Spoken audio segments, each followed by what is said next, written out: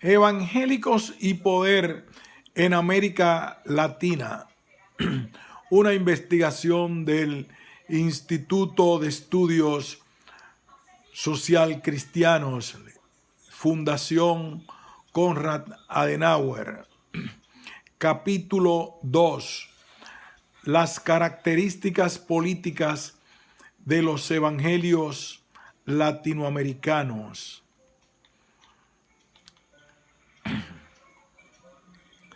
Ya hemos mencionado que no podemos hablar de la iglesia evangélica como si fuese una única iglesia, sino en plural, ya que se trata de un sinnúmero de iglesias, denominaciones, misiones y otros que dentro de la América Latina pertenecen a la gran familia cristiano-evangélica.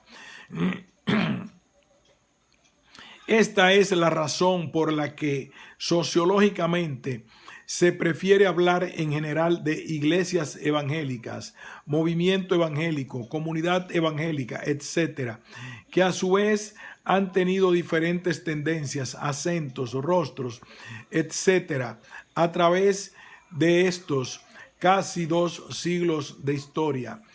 En este sentido, podemos distinguir, siguiendo a los mismos escritores evangélicos, hasta 3 etapas marcadas de su historia eclesial en el continente, cada una de ellas con un modo diferente de relacionarse con la sociedad.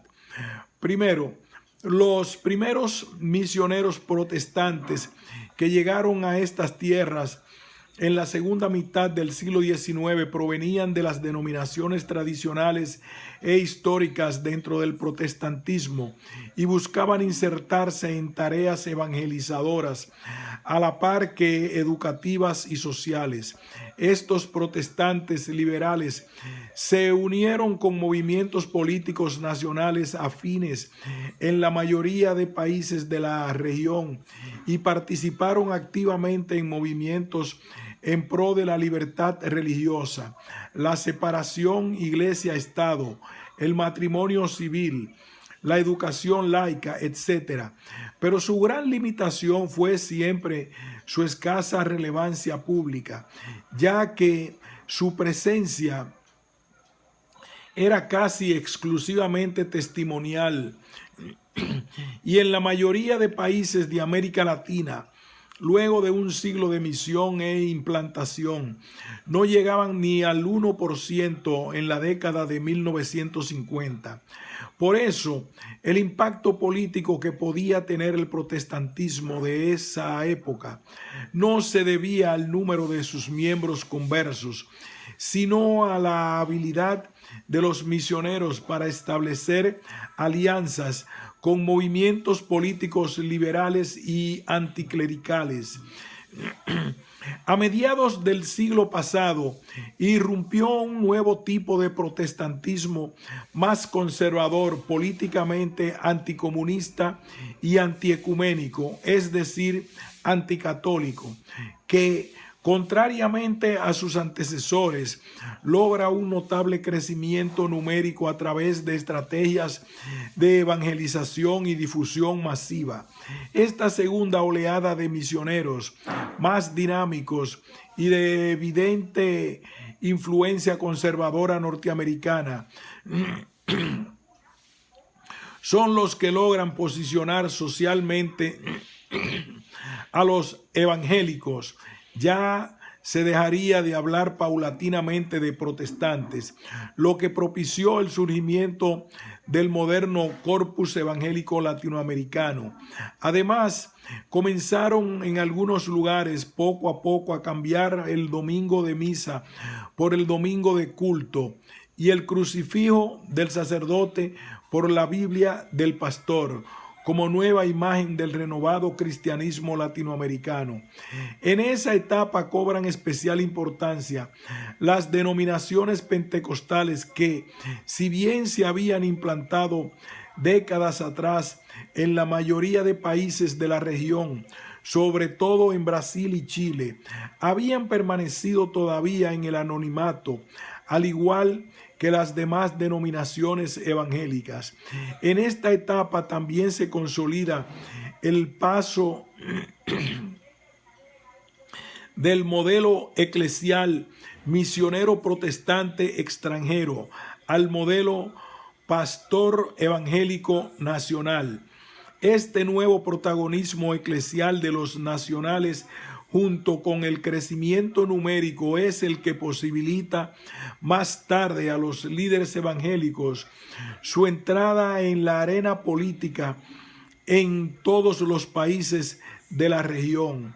Actualmente estos mismos evangélicos que aparecieron en los años 50 y 60 y sus descendientes ya netamente latinoamericanizados, luego de la caída del muro de Berlín que acabó con el anticomunismo evangélico conservador y con una renovada visión religiosa que terminó con el antiecumenismo, cuentan ahora con un número significativo de miembros, es decir, posibles votantes, que constituyen el nuevo activo social y político evangélico en todo el continente.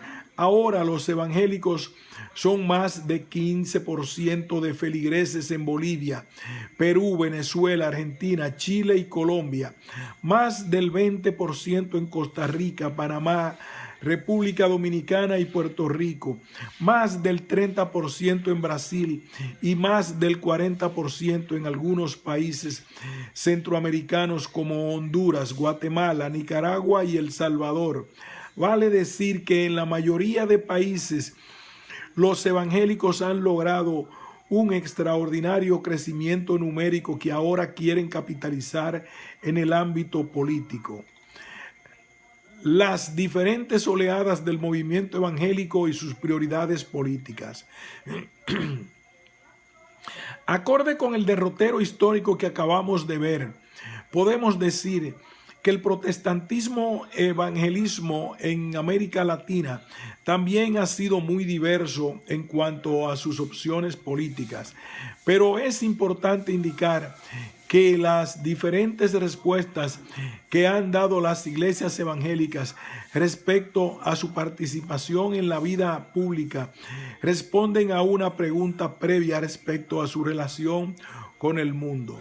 Autores clásicos como Max Weber, Ernest Troeltsch, Richard Niebuhr y Brian Wilson ya han tratado extensamente acerca de la relación de las sectas establecidas, denominaciones, iglesias, etcétera, han entablado históricamente frente al mundo y nos han dado luces respecto a los diferentes comportamientos y cambios que los grupos de origen cristiano han tenido durante años. Por eso, quisiéramos centrarnos en analizar cómo esa respuesta frente al mundo se ha plasmado también en una respuesta política de los evangélicos de América Latina, pero en la medida que la relevante participación político-partidaria de los evangélicos en el continente se ha dado apenas en las últimas décadas, nos remitiremos a los análisis más recientes que se han hecho de este fenómeno. Uno de los trabajos pioneros del análisis de los evangélicos y su relación con la política en América Latina fue El refugio de las masas de Christian Lalive y de Pinay, teólogo y sociólogo calvinista suizo, acerca del pentecostalismo chileno de mediados de los años 60. Luego amplía sus investigaciones en Argentina e intenta ofrecer un modelo explicativo para el conjunto del protestantismo latinoamericano. Estas investigaciones, junto con las de Emilio Willems sobre el pentecostalismo en Brasil y Chile, sobre la base de las tesis weberianas, son los primeros trabajos que abren una perspectiva diferente a las acostumbradas etnografías misioneras o apologéticas en pro o en contra del fenómeno evangélico que circulaban en ese entonces. El objeto de investigación de Lalive de Pinay es Aprender los sistemas religiosos protestantes en la dialéctica que a varios niveles los une a la sociedad chilena, con especial énfasis en el movimiento pentecostal chileno. Asimismo, plantea como hipótesis de trabajo que el pentecostalismo se presenta como una respuesta religiosa comunitaria al abandono de grandes capas de la población, abandono provocado por el carácter anómico de una sociedad en transición. El hecho de sentirse ciudadanos de otro reino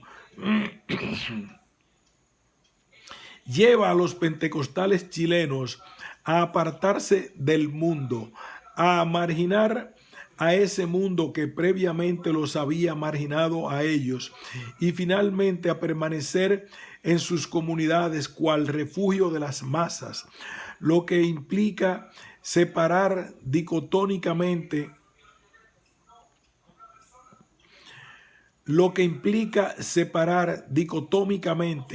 lo espiritual de lo material y la iglesia del mundo. Además, el conjunto de valores religiosos e ideas que componen la ética social de su credo determinará su no compromiso sociopolítico, pues el evangelio no tiene nada que ver con la política y la única manera de participar en los problemas del país es mediante la predicación y la oración para la salvación de las almas.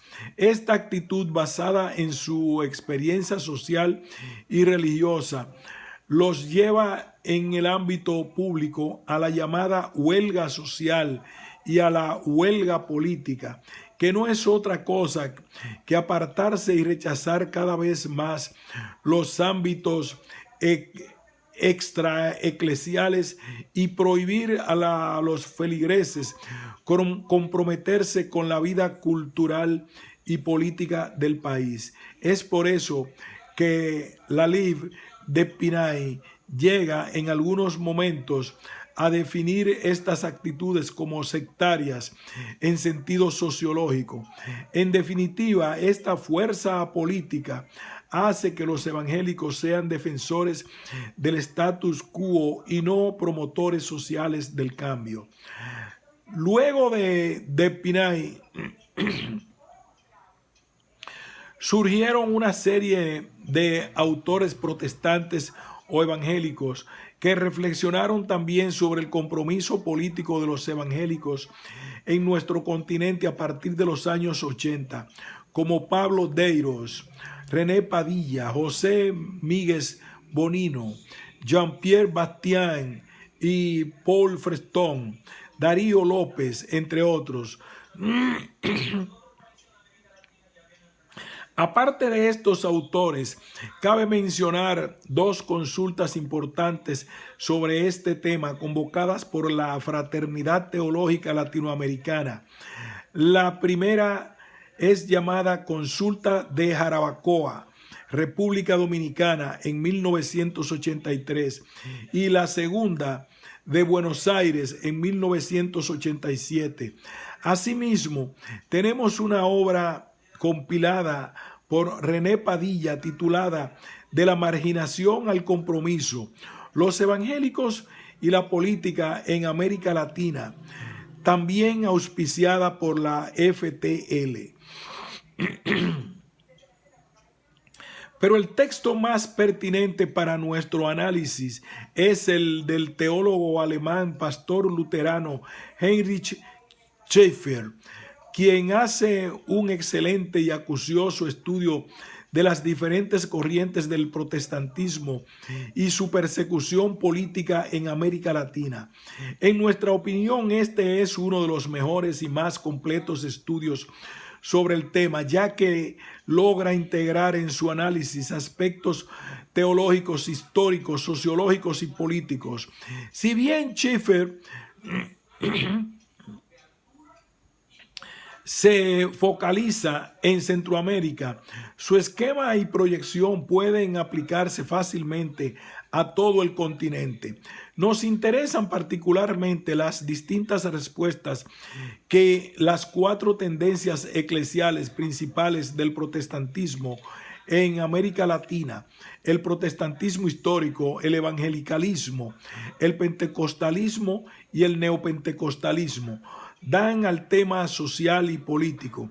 Lo destacable de este enfoque es que se parte de un criterio estrictamente teológico para determinar una conducta social en la misma línea de Brian Wilson y Lalib de Pinay.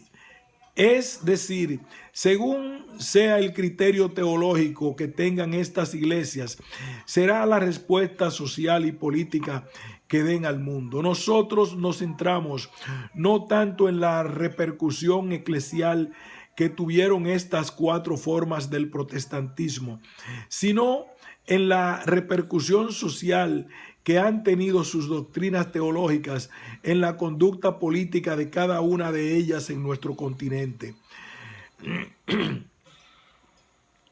En el protestantismo histórico, el concepto de mediación de la gracia es fuertemente objetivo y toma la misión y la educación como formas de ejercer influencia en la sociedad.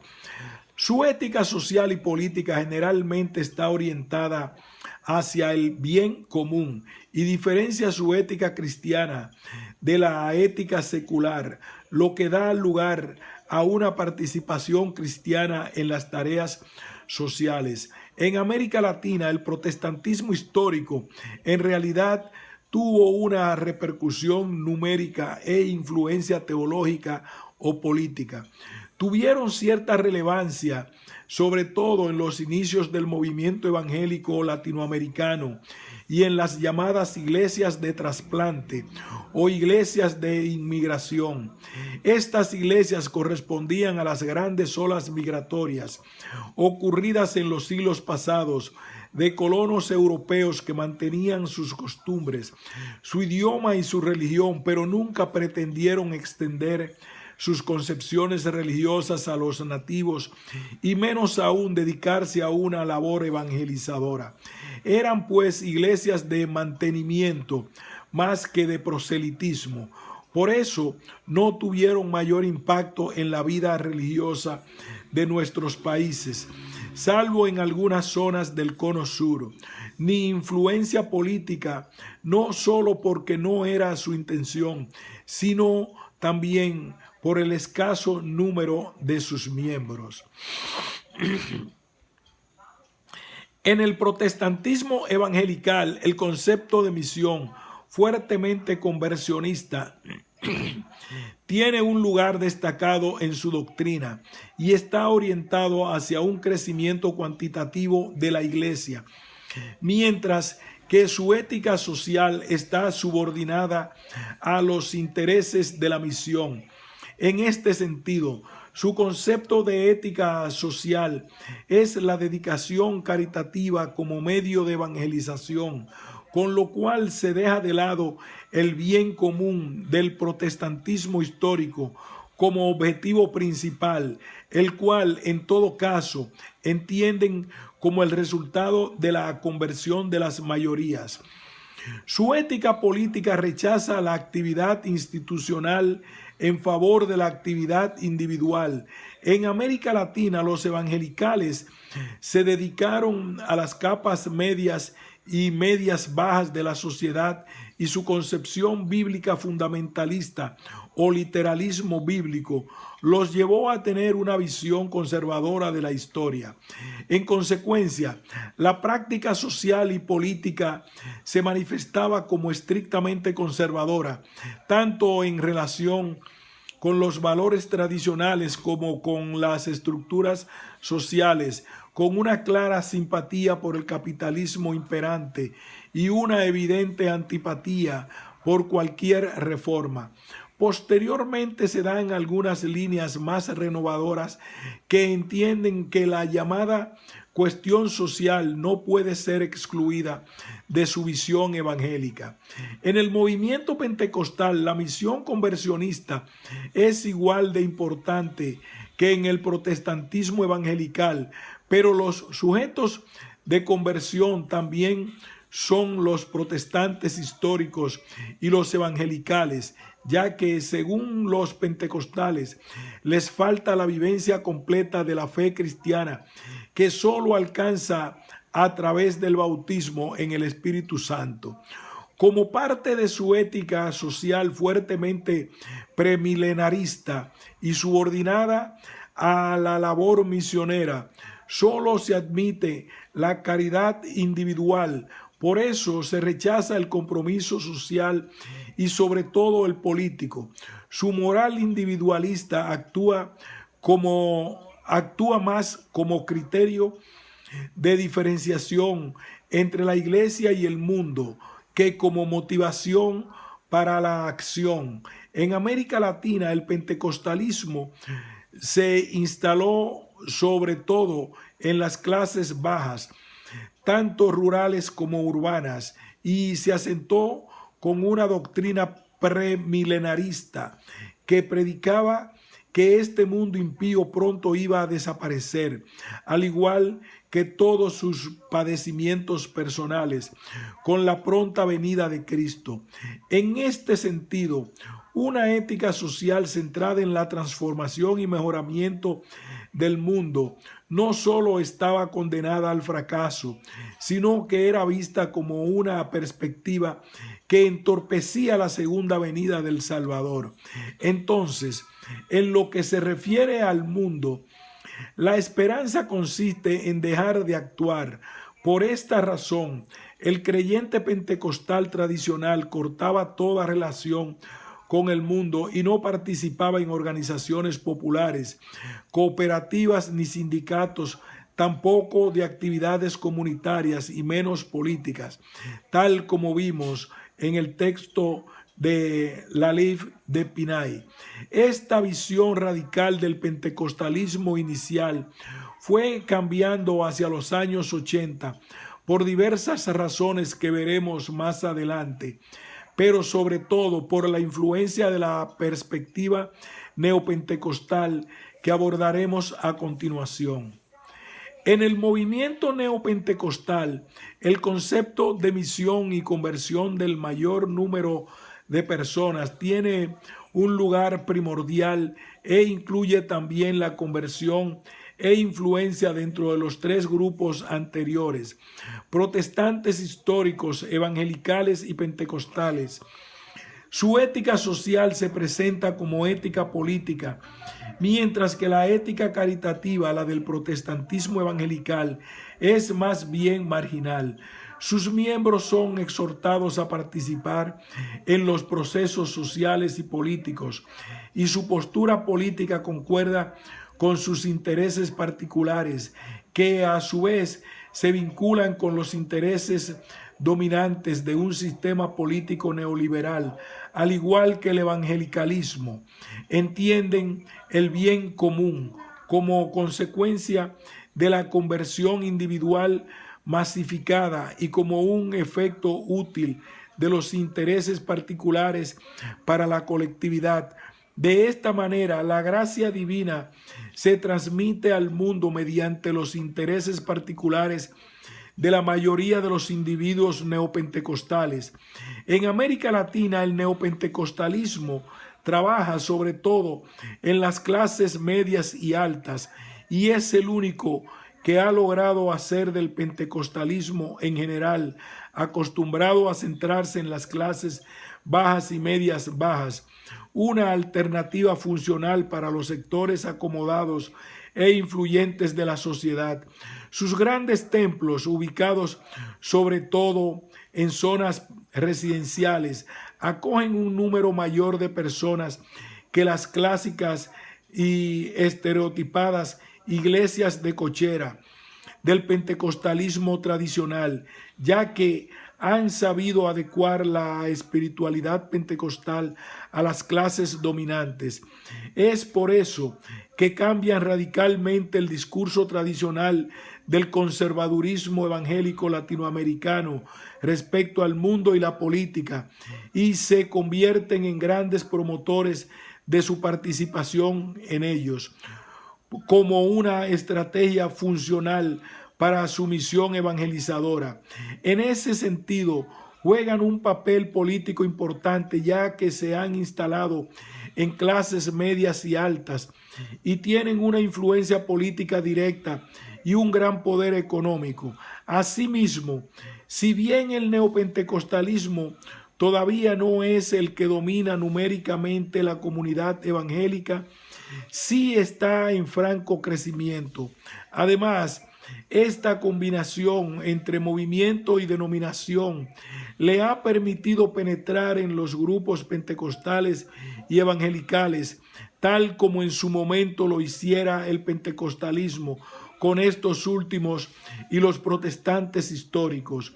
Lo interesante de esta taxonomía es que nos muestra que cada tipo de protestantismo que se instala en América Latina a través de la historia se ha desarrollado de manera diferente y también ha manifestado de manera distinta sus opciones políticas, desde la búsqueda del bien común de los protestantes históricos hasta la promoción de la participación política de los neopentecostales, pasando por la dedicación caritativa del evangelicalismo y la exclusiva caridad individual de los pentecostales. Estas discrepancias se deben a que su criterio fundamental de diferenciación, la mediación de la gracia a los creyentes, se refería no solo a la relación de la iglesia con Dios, sino también a la relación de la iglesia con el mundo, que desembocaría indefectiblemente en un determinado comportamiento político. Una de las consecuencias prácticas de esta diferenciación espiritual la podemos ver en las distintas clases sociales donde se instalaron y florecieron preferentemente estos cuatro grupos: los protestantes clásicos dentro de los colonos europeos en las llamadas iglesias de inmigración, los evangelicales en las clases medias y medias bajas, los pentecostales en las clases bajas y los neopentecostales en las clases medias y altas de las sociedades latinoamericanas. Hablamos de preferencias y no de exclusividades porque, como era lógico, cada una de estas iglesias se iba consolidando en aquellos sectores sociales en los que su visión teológica de la sociedad y del mundo se adecuaba mejor a su realidad y por eso tenía más acogida. Estas diferencias también las podemos apreciar en el tipo de templos que construían y su ubicación. Al llegar a las iglesias evangélicas históricas, estas se hicieron presentes en la escena urbana, ocupando espacios discretos, llegando el turno de las denominaciones pentecostales.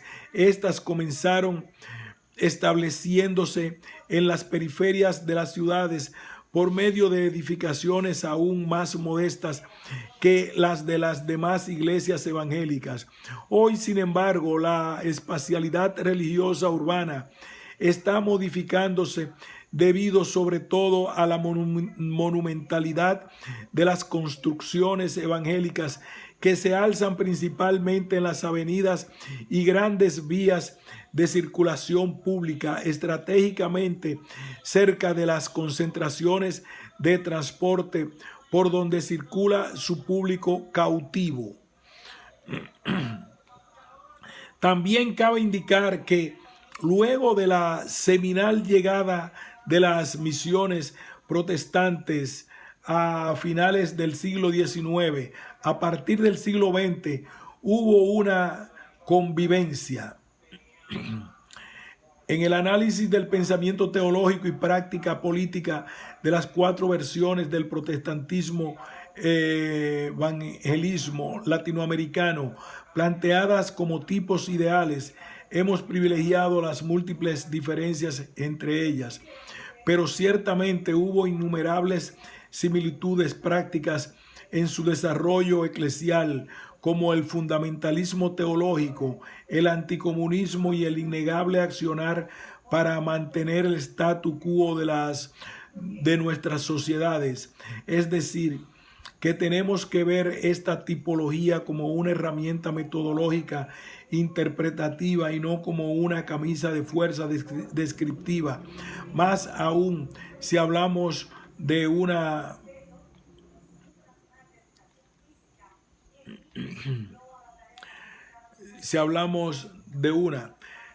entre las misiones evangélicas y los primeros misioneros pentecostales. Pero esta convivencia y posterior explosión pentecostal de los años 70 tuvo su antecedente en otro tipo de convivencia al interior mismo del movimiento pentecostal. Por un lado, el pentecostalismo misionero extranjero dependiente y por otro lado, el pentecostalismo autóctono criollo autónomo. Estos últimos son verdaderos autores del increíble crecimiento de las últimas décadas, con sus templos de cochera, sus predicadores callejeros, sus catárticas liturgias y sus modestas misiones en los barrios populares de las grandes ciudades y en las zonas rurales más pobres del continente. Son ellos los pioneros del milagro pentecostal que también llevaría a la pentecostalización de buena parte de la Iglesia Católica a través de la renovación carismática a partir de 1967. Pero hay que indicar que los carismáticos católicos no llegaron a tener el mismo dinamismo y libertad que tenían las pequeñas comunidades pentecostales, ni pudieron retener el contingente de católicos que migraban al evangelismo, sobre todo de corte pentecostal, por el clericalismo reinante en la Iglesia Católica y la gran desconfianza que se tiene en los laicos. De hecho, para fines del siglo pasado ya nadie hablaría de protestantes o de misioneros extranjeros, sino de pastores evangélicos pentecostales nacionales, que serían los protagonistas de las nuevas iglesias con rostro totalmente latinoamericano. Son ellos también los protagonistas de la incursión política en el continente, con una visión teológica renovada que les permitía ir a la conquista del mundo en vez de apartarse de él. Pero cabe resaltar que inicialmente se trataba de un pentecostalismo de los pobres para los pobres, de una predicación entre iguales, entre próximos, entre quienes compartían la misma marginación social y hasta religiosa, y en el cual las mujeres jugaron un rol fundamental en una época que eran relegadas en la sociedad y en la iglesia. Las dos líneas clásicas del pensamiento político evangélico en América Latina. Como hemos mencionado anteriormente, la participación político-partidaria de los evangélicos comenzó a hacerse públicamente visible en América Latina recién en la década de 1980, lo que implicaba un proceso previo de replanteamiento durante los años anteriores. De hecho, antes de los años 80 ya se daba una participación de los evangélicos en la vida pública y política, tanto así que en 1983 se realizó la consulta sobre la teología y la práctica del poder en Jarabacoa, República Dominicana, y posteriormente en 1987 se volvió a convocar otra consulta también auspiciada por la FTL titulada Hacia una transformación integral, Por eso es necesario recordar que este proceso de reflexión social y teológica se dio sobre todo por parte de los teólogos latinoamericanos de iglesias y denominaciones más tradicionales durante esos años, pero no de los pentecostales y neopentecostales que irrumpieron tiempo después.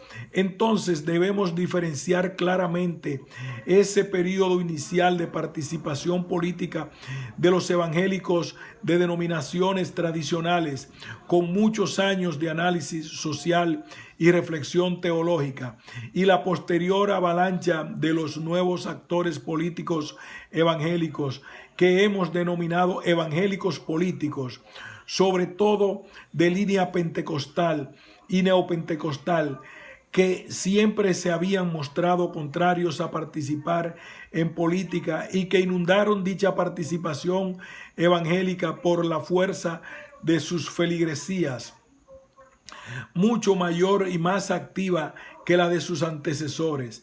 Pero el antecedente inmediato a este desenlace de los años 90 es que desde mediados del siglo pasado se fue incubando una gran división en el pensamiento evangélico latinoamericano.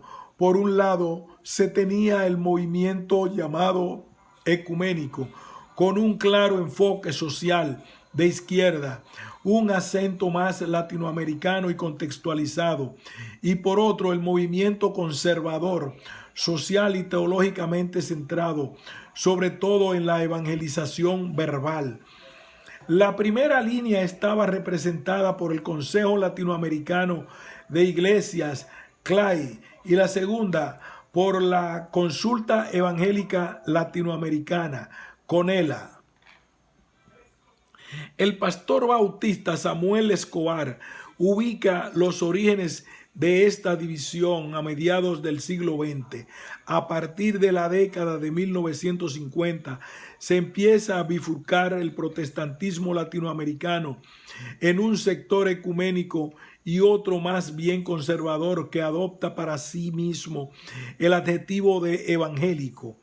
Esta alusión de Escobar al conservadurismo de los años 50 en gran parte se debe a la oleada misional que se volcó a nuestro continente luego del triunfo de la Revolución China de Mao Zedong, que expulsó a todas las organizaciones misioneras que se encontraban en su territorio. Esto provocó no solo una redistribución de misioneros en el mundo, al menos una cuarta parte de un total de 12,000 misioneros evangélicos estaban en América Latina, sino también una fuerte reacción contra todo lo que pudiera sonar a comunismo. Asimismo, el cierre de China a la influencia norteamericana, que provocó el retorno de cientos de misioneros, hizo de América Latina el continente privilegiado de Norteamérica y el espacio reservado para la confrontación entre bloques ideológicos.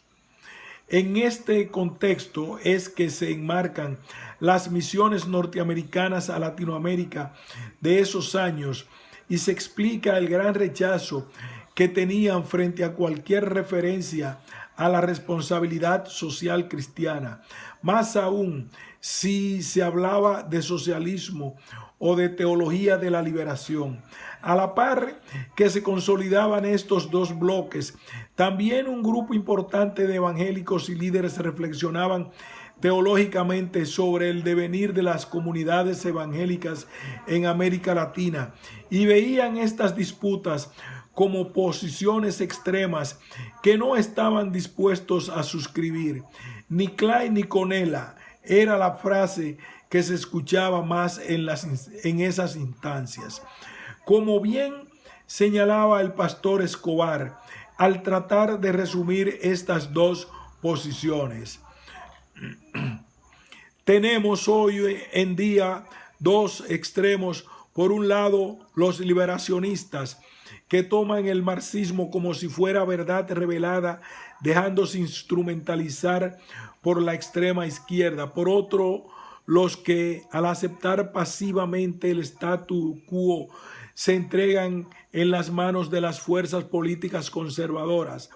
Sería trágico abandonar este tesoro doctrinal yendo a pedirle la verdad al marxismo, como ciertas teologías de la liberación lo hacen. Sería trágico abandonar este tesoro doctrinal cambiándolo por el cristianismo superficial y barato que los predicadores de la televisión norteamericana están difundiendo entre nosotros. Pero esta disputa ideológica al interior de las iglesias evangélicas no tuvo mayor repercusión social en nuestros países, ya que los evangélicos eran estadísticamente irrelevantes. Recién a partir de los años 70, cuando comenzaron a crecer numéricamente, es que esta pugna ideológica empezó a tener importancia en nuestro continente, y es a partir de la década de 1980 que surgen movimientos y partidos con sello evangélico en todos los países de la región.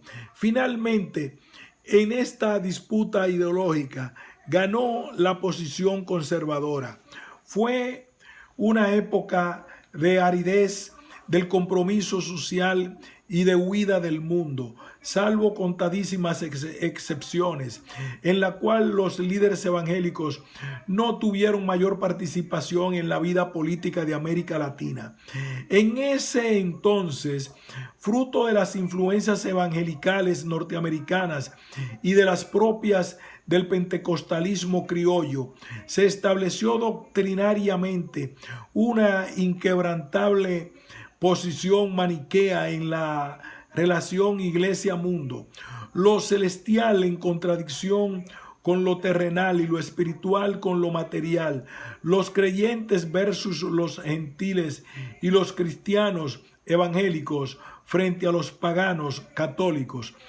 También se extendió la dicotomía Dios-Diablo a categorías ideológicas entre el capitalismo norteamericano, Dios, y el comunismo ateo, Diablo.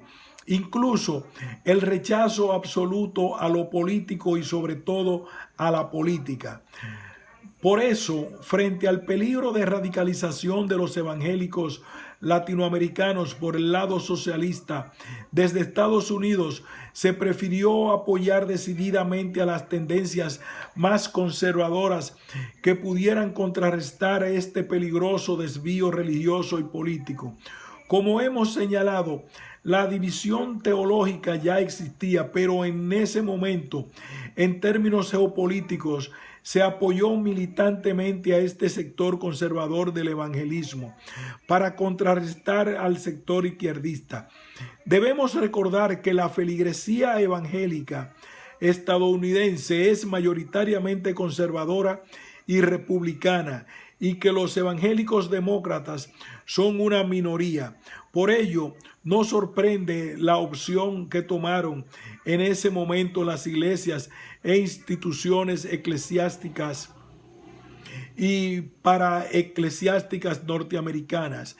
De hecho, el cambio en la visión política que tienen los evangélicos latinoamericanos en los años 80, al igual que la agenda moral actual, ha tenido una directa correlación con la agenda evangélica política y moral norteamericana, sobre todo con la llamada nueva derecha religiosa. Pero esa tendencia conservadora ha ido más allá hasta formar todo un pensamiento teológico reconstruccionista, legitimado por una teología de la prosperidad que sostiene que los cristianos están llamados a gobernar sus países y reconstruirlos a partir de los principios bíblicos para el gobierno de las naciones. El gran cambio de la fuga del mundo a su conquista religiosa. A partir de estos antecedentes históricos respecto a las dos tendencias eclesiales dentro del movimiento evangélico latinoamericano de mediados del siglo XX, podríamos preguntarnos por qué se dio este cambio sorpresivo de la visión tradicional evangélica acerca de la sociedad y del mundo, que derivó en un cambio de posición frente a la política y su participación en ella. O tal como se preguntaba Paul Freston para el caso brasileño, ¿cuáles fueron los factores externos que facilitaron y los factores internos que provocaron esa forma peculiar de politización? El cambio de la frase "el creyente no se mete en política" a la de "hermano vota al hermano". A continuación, trataremos de explicar brevemente las razones de ese gran cambio político y pondremos énfasis en tres factores: el sociológico, el político y el teológico.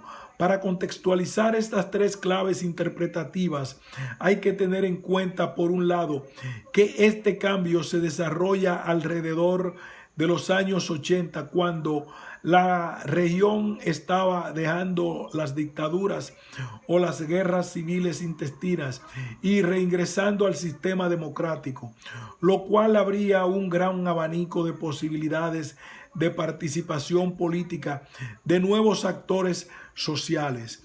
Por otro lado, las iglesias evangélicas iban creciendo en áreas urbanas, en clases medias y profesionales, lo que les permitió también cierto liderazgo social, no solo religioso, dentro de sus comunidades.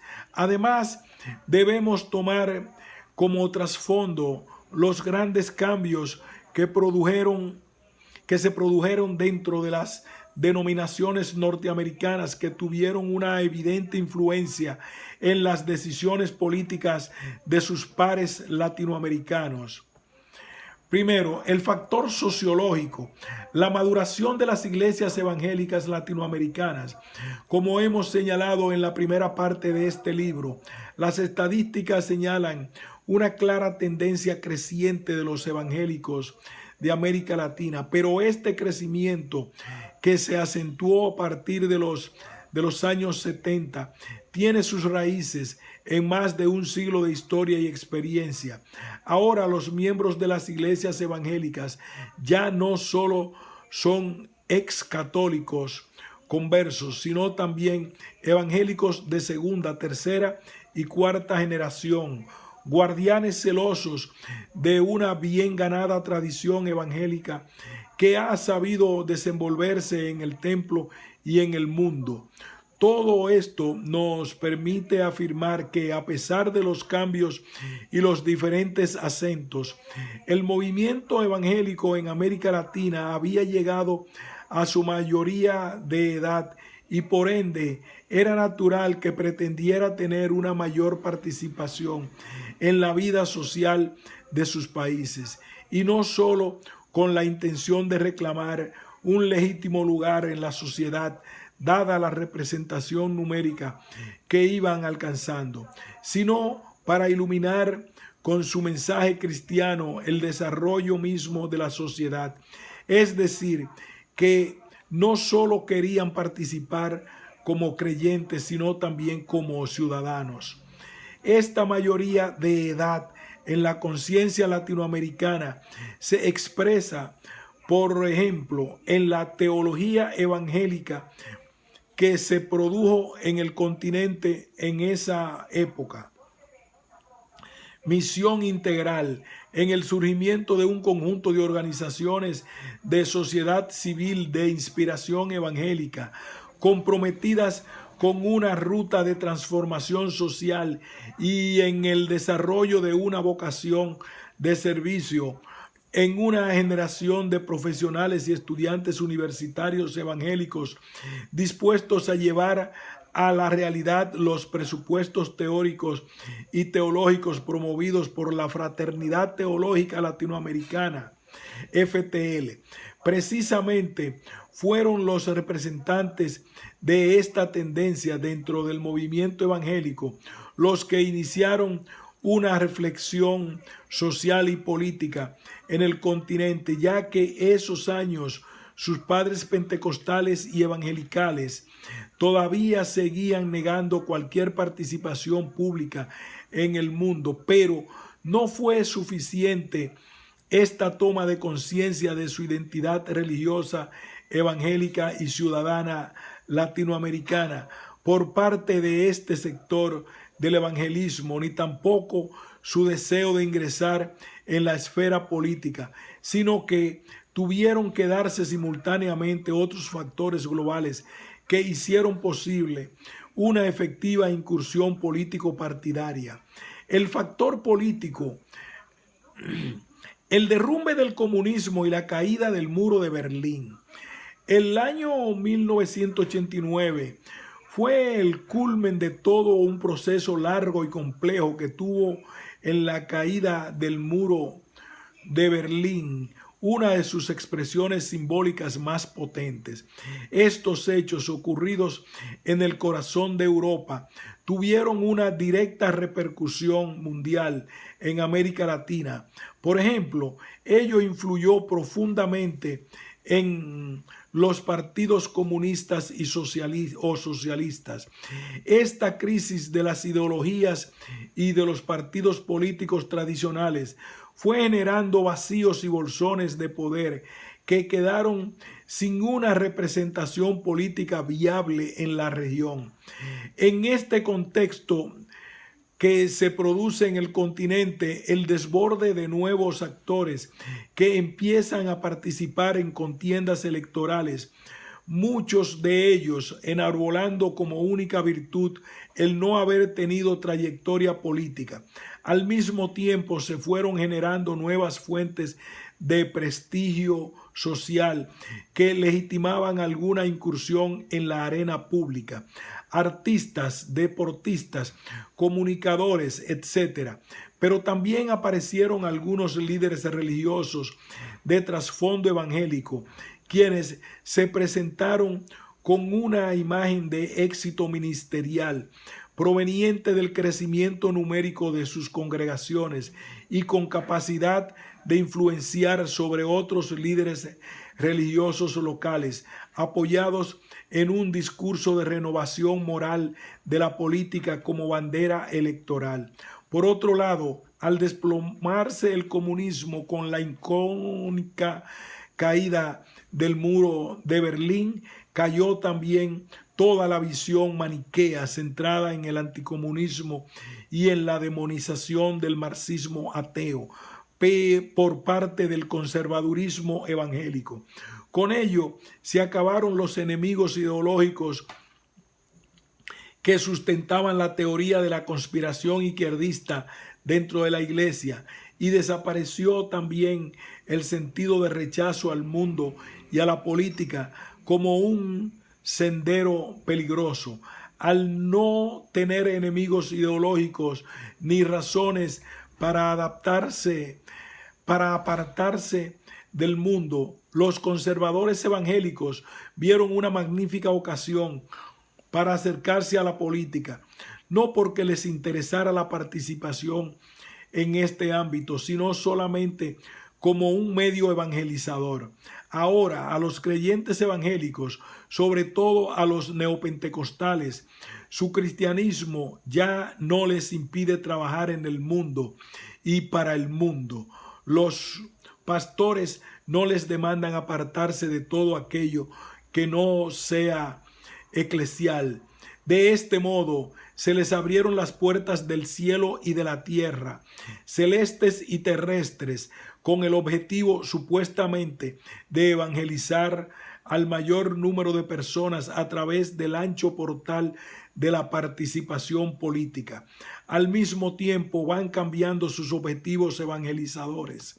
Ya no buscan solo el mayor número de miembros en sus iglesias, sino más miembros influyentes. Por eso ya no se hacen grandes campañas masivas con programas como evangelismo a fondo o iglecrecimiento como en los años 60 y 70, sino que ahora buscan los llamados grupos de incidencia y comienzan a priorizar a los políticos empresarios, comunicadores, actores, etc. En otras palabras, el foco se pone en personas que tengan repercusión pública e incidencia en la sociedad y por eso también comienzan a instalarse cómodamente en las clases medias y altas. En conclusión, la visión ecuménica o izquierdista había preparado el ambiente social y político para una bien sustentada participación pública, pero al ver que su propuesta no tenía viabilidad ideológica con la caída del socialismo, los evangélicos conservadores aprovecharon la ocasión y le cambiaron de signo a esa participación política y la convirtieron en liberal, de derecha y conservadora, sustentada por la llamada teología de la prosperidad. Ahí es donde muchos grupos pentecostales y sobre todo neopentecostales ingresan a las esferas de la política partidaria y pretenden ahora convertir su base religiosa en un trampolín político. El factor teológico, el paso de una escatología premilenarista a una posmilenarista. Un tercer factor que contribuye a explicar las razones de la participación política de los evangélicos en América Latina tiene que ver con su nueva visión teológica respecto a la relación iglesia-mundo y sus consecuencias éticas en las actitudes y conductas sociales. En nuestra opinión, lo más destacable en este punto es que se parte de un elemento teológico, específicamente escatológico, para explicar una conducta política en la misma línea de Brian Wilson, Lalif de Pinay y Heinrich Schaeffer. Es decir, que de acuerdo con los cambios teológicos que van asumiendo las iglesias evangélicas, van transformándose también sus actitudes y comportamientos frente al mundo y la política. Ciertamente hubo un cambio importante dentro de la escatología evangélica en los años 80. Durante décadas se enseñó y enfatizó que la segunda venida de Cristo o parusía era inminente, lo que generó una mentalidad de vivir en este mundo como en una sala de espera. Si los evangélicos esperaban ser arrebatados de este mundo en la inaplazable segunda venida de Cristo, ¿por qué deberían preocuparse por mejorar el mundo o hacerlo un lugar más justo y habitable? Esa fue la razón por la cual los evangélicos no participaban de las cosas mundanas y menos en política, no solo porque habían sido anatematizadas por sus pastores, sino porque no tenían ningún sentido dedicarse a ellas si Cristo vendría en cualquier momento. Es más, cuanto peor estuvieran las cosas en el mundo, mayor razón había para que Dios apurara su venida y restaurara su reino, tal como lo había prometido. Esa fue la manera como se enseñó a los evangélicos latinoamericanos a enfrentar la perspectiva del futuro, no prestar mucha atención a lo que ocurra en la historia, ya que las realidades verdaderamente significativas son las que están fuera de este mundo. A este sistema teológico se le conoce como premilenarismo, una corriente teológica evangélica muy generalizada en América Latina, que formó parte casi connatural del corpus evangélico hegemónico de esa época. Pero lo que más se enfatizó de esta doctrina fue su inminencia, es decir, existía una tremenda presión en las comunidades evangélicas para abandonar las cosas mundanas y dedicarse enteramente a la evangelización, ya que la segunda venida del Salvador podía darse en cualquier momento. Dentro de esta perspectiva escatológica, los últimos tiempos comenzarán con 7 años de tribulación y posteriormente el reino de Jesucristo por 1000 años antes del juicio final. El movimiento premilenarista había comenzado casi invisiblemente en los 1860, cuando un pequeño grupo de clérigos norteamericanos comenzaron a discutir las profecías apocalípticas que habían estado circulando en Bretaña desde la Revolución Francesa. En la tradición inglesa de interpretación, el foco estaba en las profecías de los libros de Daniel, Isaías y Apocalipsis, y había consenso general de que el mundo se dirigía rápidamente hacia un juicio inminente, que Cristo literalmente volvería a la tierra, que habría horribles tribulaciones y que los judíos retornarían a Palestina antes del comienzo del milenio. Contra este sistema de pensar generalizado, hubo propuestas teológicas que cuestionaron esta actitud indolente. La teología contextual evangélica de las décadas de 1960 y 1970, por ejemplo, procuró recuperar la herencia evangélica de sensibilidad social y la importante obra desarrollada por los primeros misioneros protestantes. Asimismo, fruto de ese enfrentamiento con esta subvaloración de las realidades temporales, es que algunos creyentes evangélicos lograron abrirse campo en espacios de gobierno local o nacional en sus respectivos países desde los años 80, pero a partir de la década de 1990 se produjo también en el sector neopentecostal de la Iglesia Evangélica Latinoamericana una nueva manera de enfrentar el tema del futuro y la actitud hacia el mundo en la teología y mentalidad evangélica, el postmilenarismo.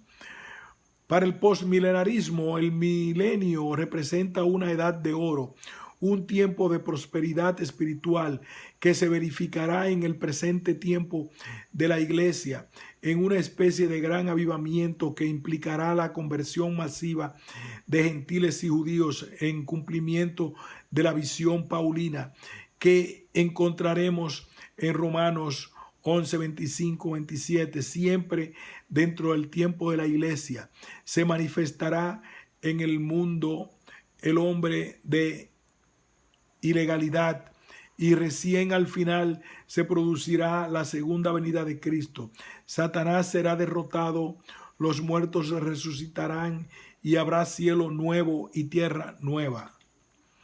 Dicho de otro modo, se pasó del premilenarismo al postmilenarismo, no solo como un cambio de prefijo que convirtió la mirada pesimista premilenial en un optimismo postmilenial respecto al futuro de la humanidad.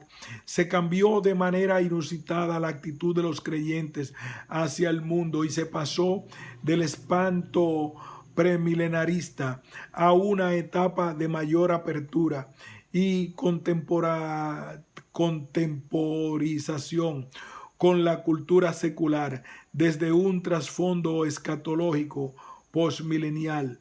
La sociedad ya no es suciedad como antes predicaban, sino un pequeño cielo y una sombra milenaria para disfrutar, por lo cual el discurso del cielo es para funerales.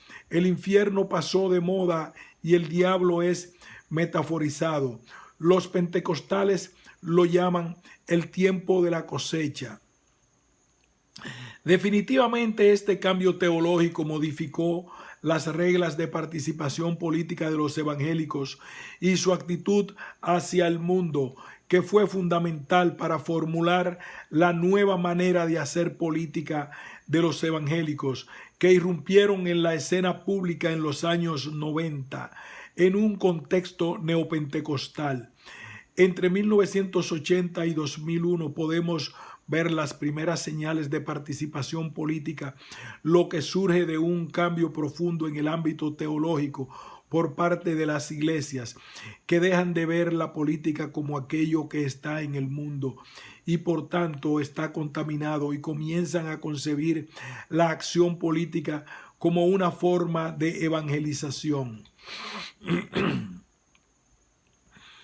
Como bien afirma Joaquín Algranti, Al referirse al caso argentino, esta reelaboración de la escatología milenarista vinculada a la segunda venida de Cristo es la que impulsa a ciertos cristianos a trabajar activamente por la restauración del reino de Dios en la tierra y constituye una característica esencial de los grupos neopentecostales que incursionan agresivamente en el mundo de la política. La teología del reino presente es uno de los rasgos distintivos del neopentecostalismo que lo diferencia de los grupos pentecostales.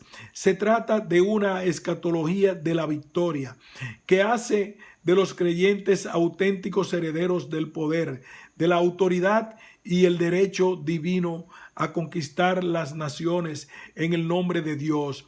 El reino de Jesucristo ya no remite a una promesa de bendiciones futuras, sino al tiempo ahora del creyente y de su iglesia.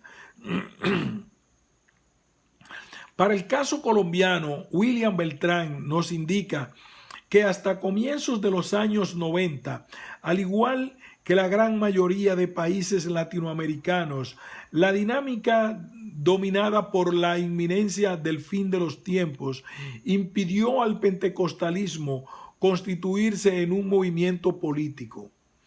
Por el contrario, lo llevó a asumir una ética de quietismo y la resignación acompañada por la apatía respecto a los mecanismos de participación política. Por consiguiente, los pentecostales se autoexcluyeron del campo de la política electoral, al mismo tiempo que confiaban en Dios, desconfiaban de la política. Efectivamente, el desarrollo inicial del pentecostalismo en América Latina incluía la denuncia de lo que llamaban el mundo. Por lo tanto, la política que residía en él debía ser repudiada. Por eso, los líderes pentecostales consideraban que la política era algo mundano y pecaminoso y promovían la no participación en ella. Es recién a fines de la década de 1980 que el pentecostalismo emerge como una nueva fuerza política, en gran parte por el crecimiento en las zonas urbanas, sobre todo en los sectores medios y profesionales. Esta nueva actitud de los pentecostales se puede expresar como el tránsito de la huelga social a la teología de la prosperidad.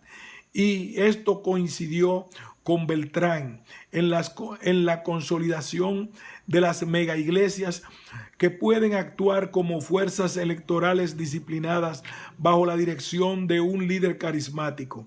En el particular caso mexicano, que tiene una larga tradición laica que separa las iglesias del Estado, no solo estamos frente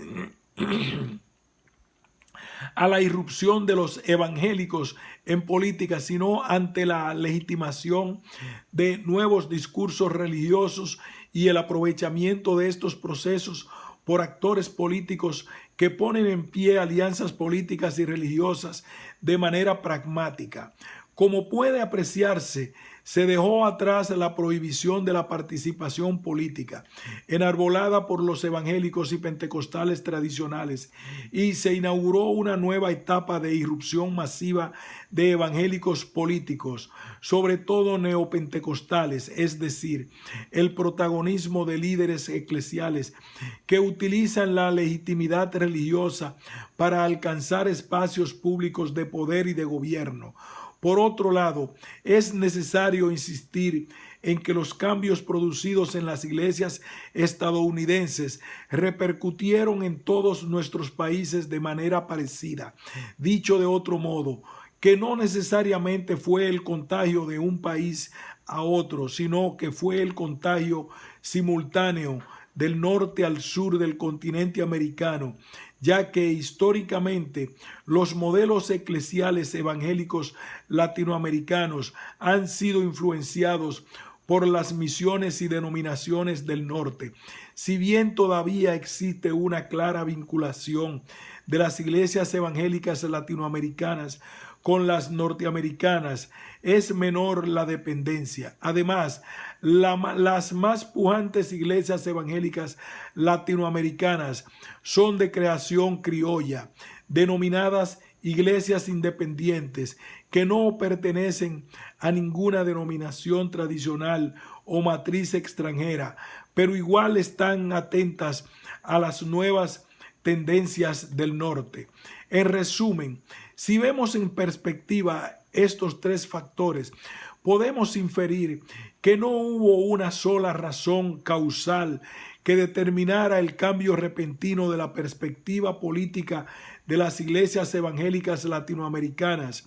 Podemos darle más peso a uno que otro factor, pero finalmente fue un proceso multicausal que se dio casi en simultáneo en la mayoría de países de la región, pero sí hubo un momento, una oportunidad, un detonante para que estos tres factores llegaran a su clímax o desenlace a fines de los años 70, cuando se difunde el rumor de que la Iglesia Católica quería restringir la libertad de cultos en los países latinoamericanos, sea porque se acusaba a los evangélicos de estar financiados por Estados Unidos o porque querían más divisiones ideológicas, lo que provocó que los evangélicos en todos los países de la región se unieran para formar frentes electorales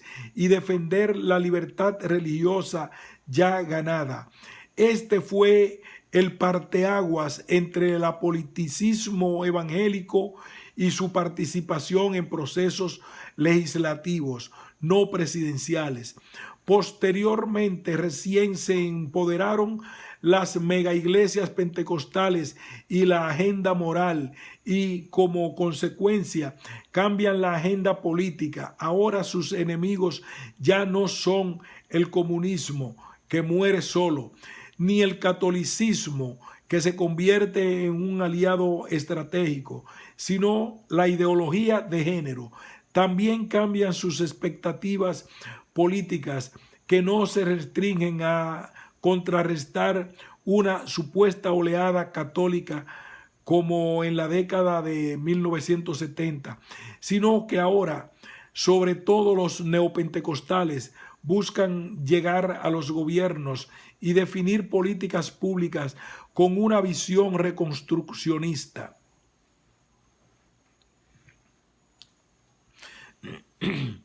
Los nuevos evangélicos políticos, los neopentecostales. Nunca antes los evangélicos habían tenido un rol relevante como hasta ahora en la política de nuestros países. Esto se debe sobre todo al nuevo rostro del evangelismo latinoamericano, los neopentecostales. Por eso, en este apartado nos detendremos en ellos, ya que son los protagonistas principales del ingreso de los evangélicos en la política partidaria, al arrastrar detrás de sí, al menos ideológicamente, a gran parte de las otras facciones evangélicas y también a buen número de católicos. Como se sabe, el nuevo escenario evangélico en América Latina es mayormente pentecostal y neopentecostal.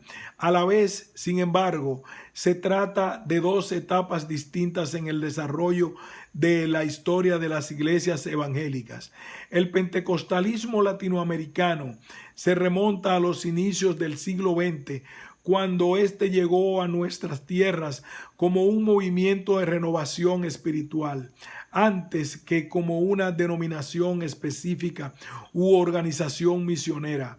Su intención de servir y renovar a todas las iglesias evangélicas en el continente, difundiendo la obra del Espíritu Santo en el proceso de santificación del creyente, se tradujo de manera concreta en el énfasis en la experiencia del bautismo del Espíritu Santo, seguida de la evidencia de hablar en otras lenguas, glosolalia.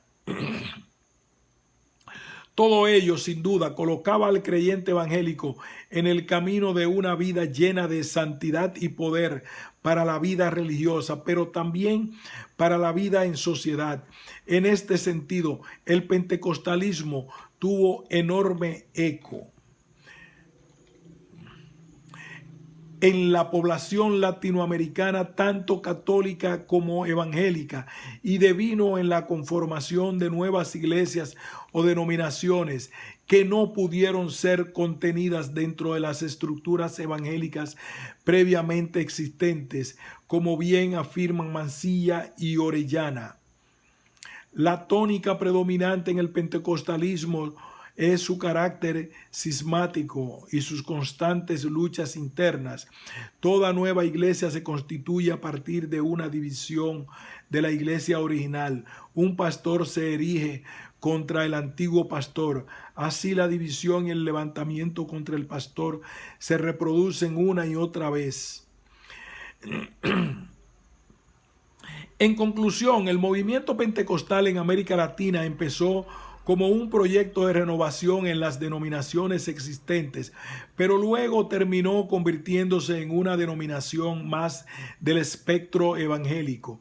Sobre la base de este siglo de experiencia y práctica pentecostal latinoamericana, surgió en el continente un nuevo actor religioso a partir de la década de 1980, conocido como el movimiento neopentecostal. En esos años se produjo en los Estados Unidos y luego en el resto de América Latina un replanteamiento de ciertos postulados en algunas iglesias del pentecostalismo clásico, lo que supuso una renovación y en algunos casos la fundación de nuevas congregaciones de tipo neopentecostal, categoría que representa un paraguas amplio de diversas formas de neopentecostalismos.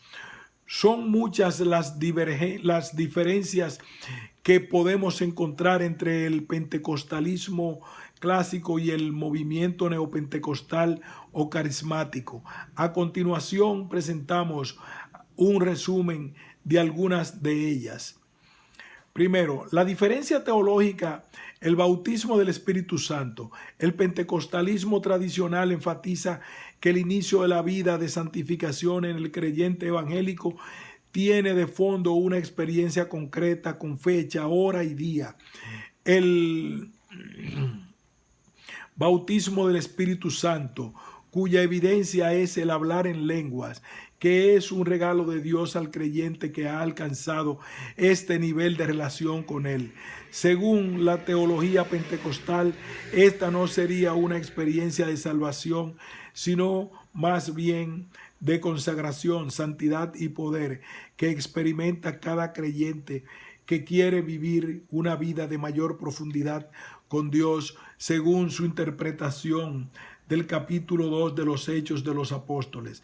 El neopentecostalismo o movimiento carismático, por el contrario, no hace del bautismo del Espíritu Santo su experiencia fundante. Son más bien los dones o carismas espirituales los que enfatizan como parte de las bendiciones provistas por Dios para los creyentes, como parte de un proceso que ellos denominan llenura del Espíritu Santo, que no tiene que ser un evento en un determinado momento de tiempo, sino que puede ser un proceso que se va desarrollando progresivamente. En cuanto a las evidencias de estar viviendo este proceso, tenemos los diversos dones espirituales como manifestaciones que las personas reciben de manera diferenciada, donde la glosolalia es solo una posibilidad. La diferencia sociológica, la conquista de sectores medios y altos.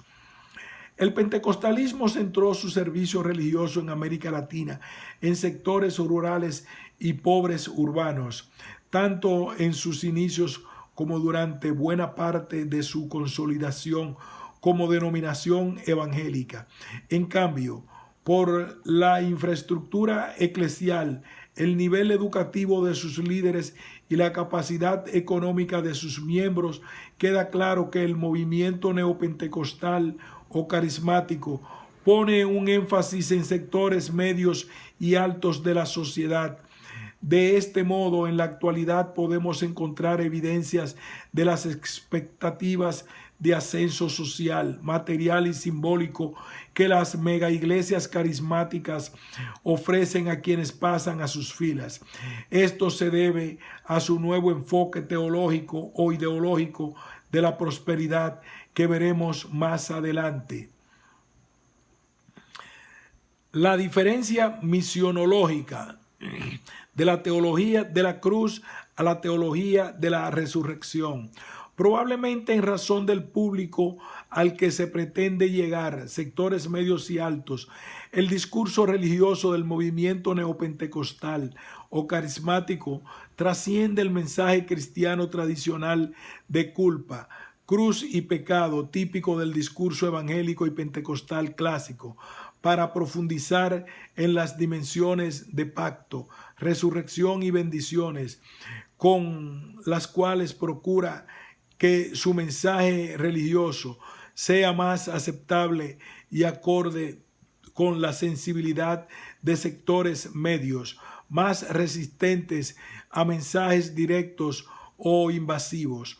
En palabras del sociólogo Oscar Amat y León, podemos afirmar que si la generación evangélica de los 70 y de los 60 y 70, la perspectiva dominante fue la del sufrimiento, la de las ascesis protestantes y la teología de la cruz, la generación evangélica de los 90 ha crecido desde la afirmación del disfrute, la eliminación del dolor y la teología de la resurrección. Las diferencias escatológicas de la negación y rechazo del mundo a su redención, el pentecostalismo clásico y buena parte del movimiento evangélico latinoamericano en general rechaza diversas prácticas del funcionamiento de la sociedad mundana.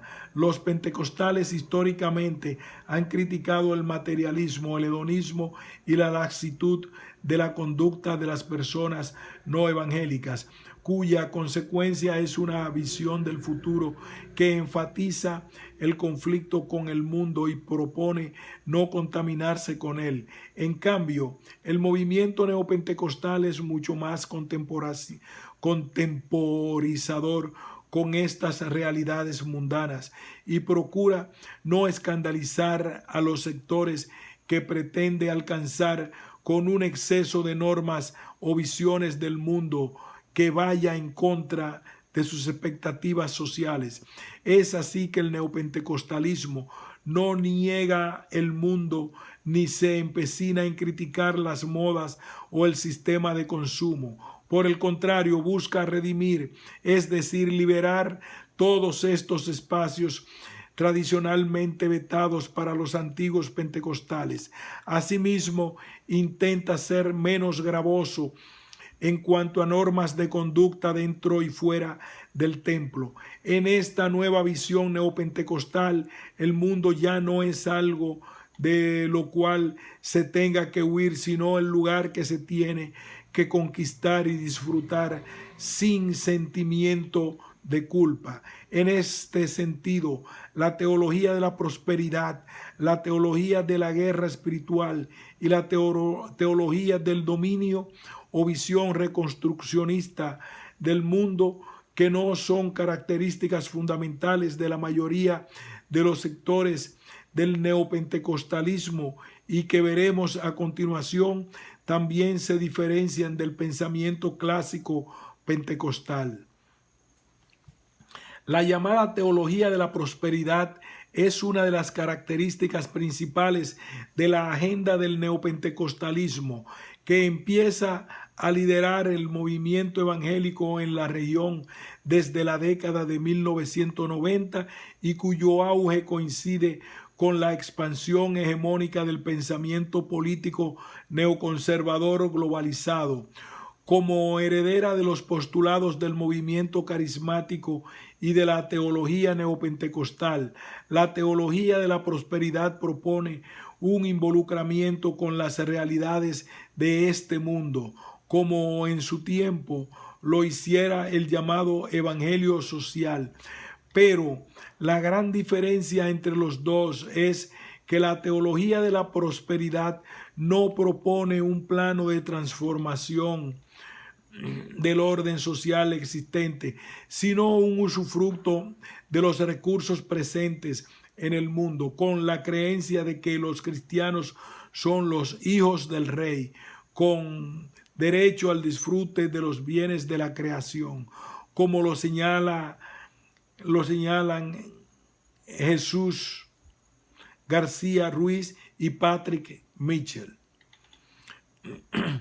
Dentro de la perspectiva del neoprotestantismo conservador norteamericano, la teología de la prosperidad prefiere al individuo y no a la comunidad como registro de acción privilegiado, erigiendo la pobreza en índice de no sumisión a Dios, que desemboca en la imposibilidad de la salvación.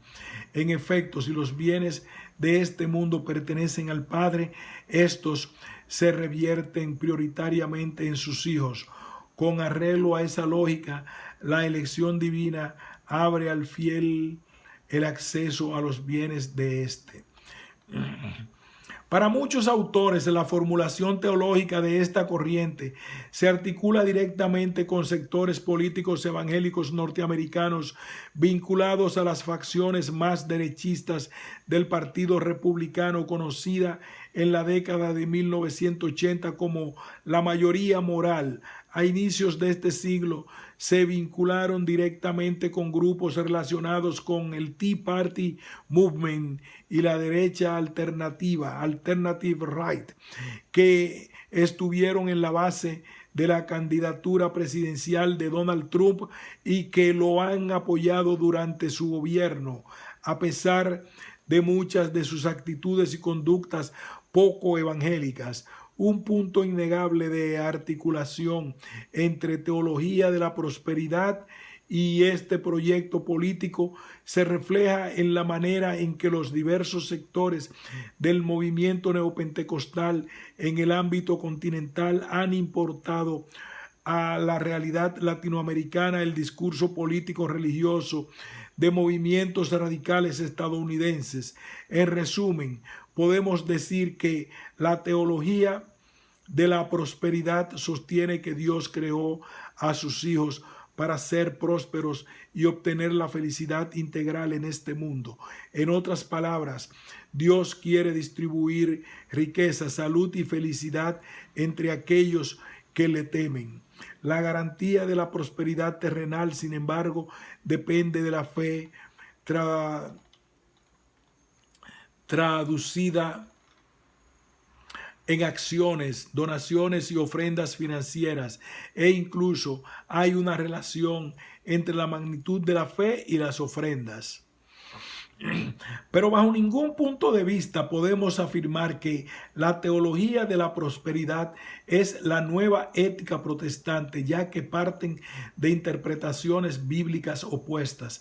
Mientras que una ve en el trabajo, la vida austera y el ahorro el comienzo de un crecimiento económico fruto de una vida entregada a Dios, la otra ve el éxito económico, el disfrute y el ascenso social, la señal de bendición divina, sin ningún esfuerzo o austeridad, sino como cumplimiento de un supuesto pacto con Dios, frente a una sobria, virtuosa y ascética vida protestante. Se opone ahora una desmedida vida de suntuosidades y de alarde neopentecostal, comenzando por sus pastores. Sin el menor pudor cristiano ni compromiso social con los más necesitados, como bien afirma Pablo Semán. ni invasión imperial, ni ética protestante como polinizadora de un nuevo capitalismo. Pero no podríamos entender de manera incompleta esta teología de la prosperidad si no mencionáramos la llamada teología de la guerra espiritual, ya que se originan juntas en la década de 1970 y 1980 en los predios evangélicos estadounidenses como parte de las nuevas visiones teológicas del neopentecostalismo. Además, la formulación de sus primeros pasos se debe al misionero Peter Wagner desde los postulados del crecimiento en el seminario teológico de Fuller.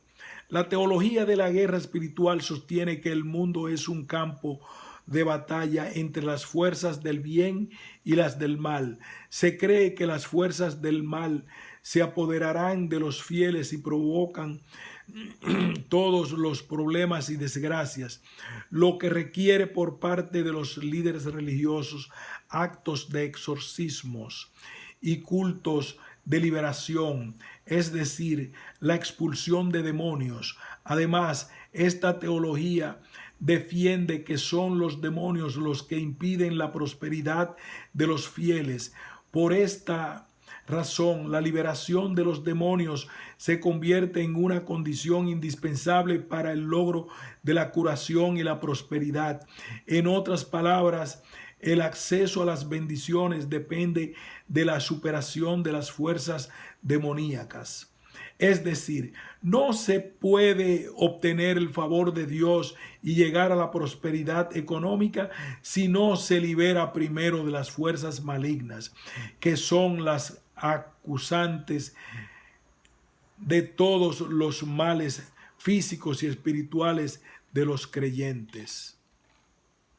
De esta manera, el demonio deja de ser una metáfora para convertirse en una fuerza espiritual encarnada que amenaza la salud, la prosperidad y el bienestar, y esto da lugar a una concepción de la experiencia religiosa y de la liturgia en la que la expulsión de distintos demonios resulta central.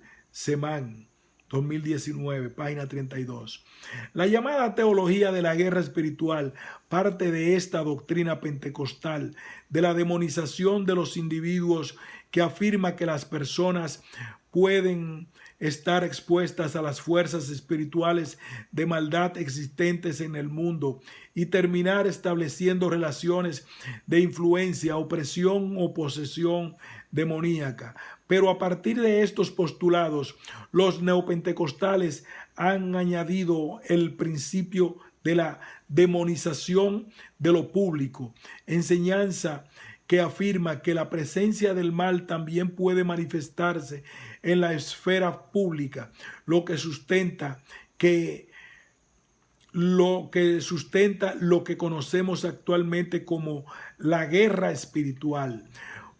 Por otro lado, la guerra espiritual ha servido como bisagra entre el típico apoliticismo y negación del mundo de la teología tradicional pentecostal y el nuevo énfasis de los neopentecostales en la participación política.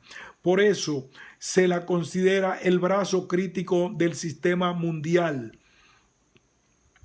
en lo que podríamos llamar una reformulación de la teología respecto de la cosmovisión tradicional que los evangélicos tenían. El otro brazo de los neopentecostales sería la teología de la prosperidad, que a diferencia de la guerra espiritual, pero en estricta complementariedad, observa el lado positivo de conquista del mundo de parte de los sectores cristianos. En resumen, podemos decir que la base de la guerra espiritual es la crítica del mundo, pero focalizado en estructuras sociales y políticas influenciadas por la maldad estructural, personalizadas en un nivel de la jerarquía satánica, espíritus territoriales, contra quienes hay que hacer la guerra, Con esta perspectiva, los guerreros de la oración, es decir,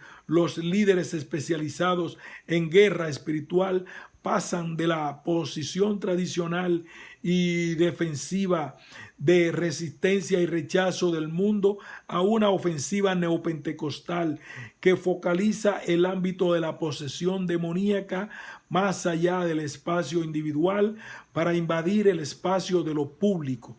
Por eso es que se parte de un mapeo o cartografía espiritual que identifica lugares sagrados de las culturas prehispánicas latinoamericanas, huacas, lugares de diversión urbana que son cuestionados por la ética evangélica, bares, cantinas, prostíbulos y oficinas públicas de gobierno, cuando estos emiten leyes o políticas públicas contrarios a la visión evangélica, palacio de gobierno, municipios, ministerios o secretarías de gobierno. Por esa misma razón, hay que movilizar a los guerreros espirituales para invadir espiritualmente estos espacios con gestos, indumentaria militar y parafernalia religiosa, contexto en el que se entremezclan gestos y actitudes que combinan la lógica paramilitar con la emoción de la intensidad religiosa que pelea contra Satanás y sus huestes aquí en la tierra. No se trata del clásico gesto de exorcismo individual, sino de una lucha estructural contra espíritus terrorializados que han tomado supuestamente posesión de espacios públicos, del comercio, la política o incluso las propias espiritualidades que necesitan ser enfrentadas por esta nueva generación de guerreros espirituales. En conclusión, la llamada teología de la prosperidad y la guerra espiritual son parte de los procesos de reformulación de la cosmovisión neopentecostal respecto del mundo y tienen su desenlace en la visión reconstruccionista del mundo y la política que veremos a continuación. Finalmente, la teología del dominio reconstruccionismo es una tendencia dentro del movimiento evangélico latinoamericano, proveniente sobre todo del evangelicalismo estadounidense de los años 60, 70, que pretende entrar en la esfera política para incorporar las demandas ciudadanas en su agenda religiosa, pero desde la lógica de la conquista del poder. Se trata de una supuesta teología política, sobre todo dentro del neopentecostalismo, que busca una reconstrucción de la teocracia en la sociedad actual. Para algunos autores, esta sería la cara política de la llamada teología de la prosperidad, la cual predica que los cristianos están predestinados a ocupar los puestos de mando en este mundo, presidencia de los países, ministerios, alcaldías, parlamentos, etc. Tienen asimismo una comprensión bíblica muy particular que asume la construcción del poder político desde la lógica del dominio religioso en las diversas esferas públicas de la sociedad. Además, asumen que los cristianos tienen el mandato de conquistar los puestos y espacios públicos estratégicos para incidir en la vida política de la sociedad. En realidad, el reconstruccionismo no sería una propuesta totalmente nueva, sino que sus bases teológicas fueron formuladas originalmente en círculos calvinistas ultraconservadores y posteriormente recuperadas por los activistas políticos carismáticos y neopentecostales en búsqueda de una legitimación teológica para conquistar el poder bajo una supuesta superioridad moral evangélica y una subordinación del sistema jurídico estatal a las leyes bíblicas. Estas corrientes no solo validan el neoliberalismo norteamericano como sistema económico y político, sino que ofrecen un supuesto fundamento religioso y una cosmovisión cristiana que sirve de sustento a esta conquista del poder por parte de líderes religiosos evangélicos. El reconstruccionismo cristiano en su forma pura es un movimiento radical que nunca ha tenido amplia acogida, fundado por Rousas J. Ruchdoni, un presbiteriano ultraconservador. Reconstruccionismo, teonomía o teología del dominio, como se le llama indistintamente, aboga por una teoría económica ultraconservadora y llama a una teocracia que incluiría el restablecimiento de las leyes civiles del Antiguo Testamento. Para efectos prácticos, podemos indicar que actualmente la gran mayoría de evangélicos que proponen la teología de la prosperidad o ideología de la prosperidad, la guerra espiritual y el reconstruccionismo cristiano provienen de mega iglesias neopentecostales fundadas recientemente y que no pertenecen a ninguna denominación evangélica o tradición protestante. Es decir, son iglesias independientes que están fuera de cualquier herencia institucional cristiana, cuyos fundadores son en verdad los dueños de esos emprendimientos religiosos, algunos de ellos ahora convertidos en emprendimientos religioso-políticos. Nadie más que ellos son los que dirigen todas las actividades religiosas, económicas y políticas de estas exitosas empresas familiares. Estos pastores son los que controlan absolutamente todo en estas iglesias, incluso cuando van a participar en contiendas electorales.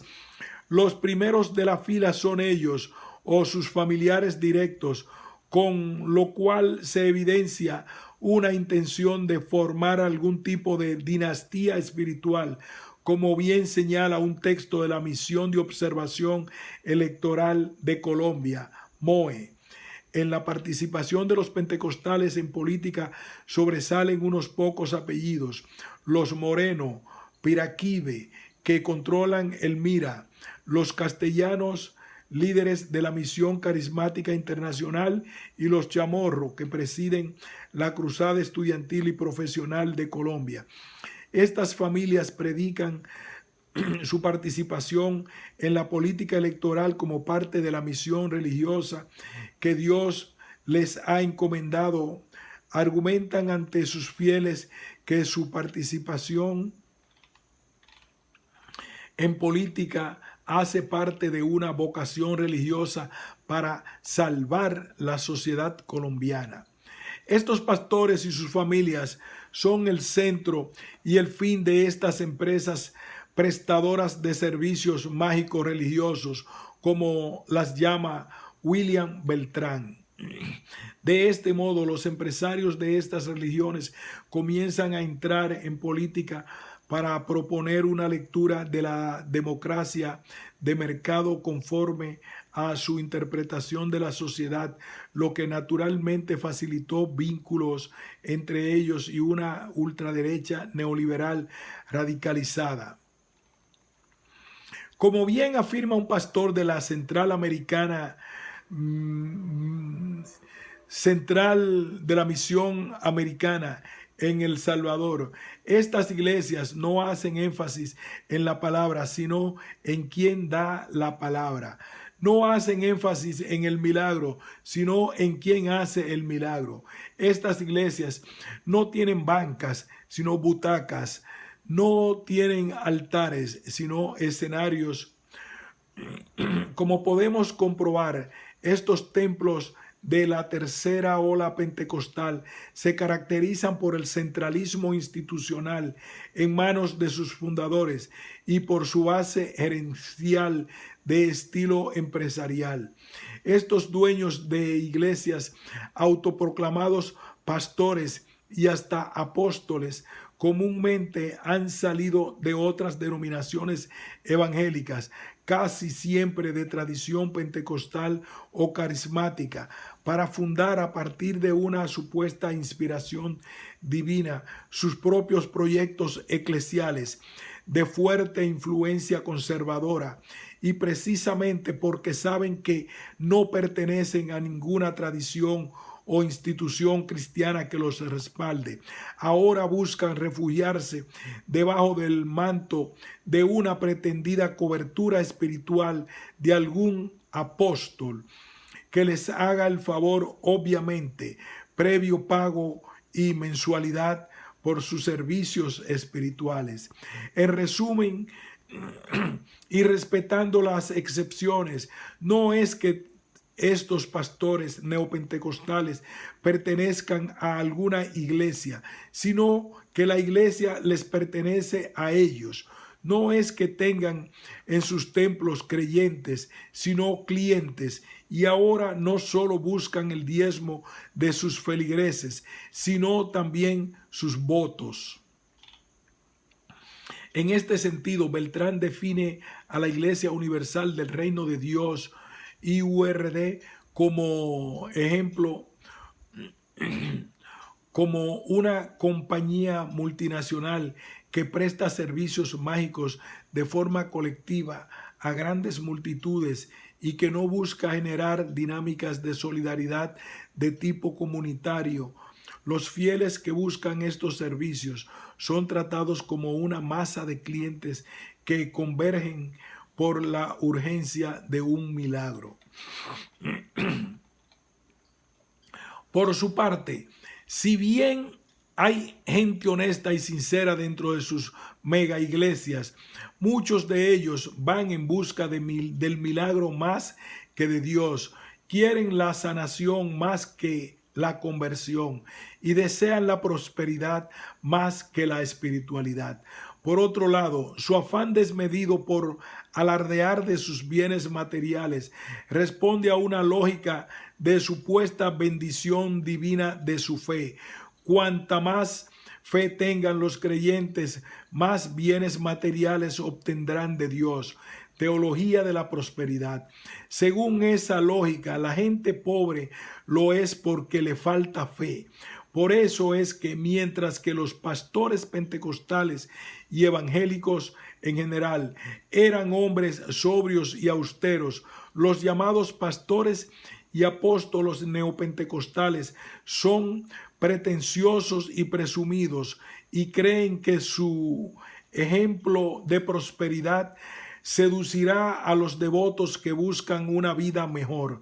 También es la razón por la cual van a los sectores medios y altos a buscar feligreses que enganchen con su visión mercantil del cristianismo, aunque sea de manera aspiracional.